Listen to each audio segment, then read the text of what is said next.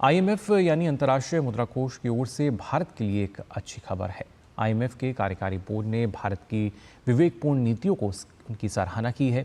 साथ ही आईएमएफ के कार्यकारी निदेशकों ने 2047 तक भारत को विकसित अर्थव्यवस्था बनने की दिशा में किए गए महत्वपूर्ण आर्थिक नीति और सुधारों की सराहना की।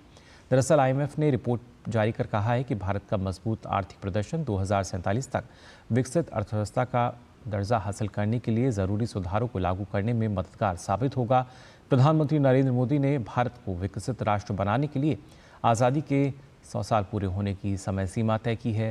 रिपोर्ट में बताया गया है कि भारत के वित्तीय क्षेत्र का स्वास्थ्य, मजबूत कॉरपोरेट बैलेंस शीट और अच्छा डिजिटल पब्लिक इंफ्रास्ट्रक्चर दिखाता है कि देश की वृद्धि दर मध्यम अवधि में तेज रहेगी।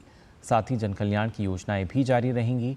रिपोर्ट में इस बात पर भी जोर दिया गया है कि भू आर्थिक विखंडन और धीमी घरेलू मांग से उत्पन्न प्रतिकूल परिस्थितियों का सामना करते हुए व्यापक आर्थिक स्थिरता बनाए रखने के लिए उचित नीतियां जारी रखना आवश्यक है।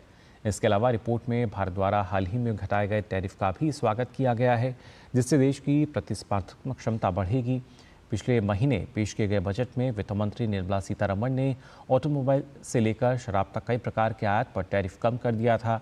आईएमएफ के कार्यकारी बोर्ड ने कहा है कि संरचनात्मक सुधार देश में उच्च गुणवत्ता की नौकरियां पैदा करने और निवेश के लिए काफ़ी ज़रूरी हैं।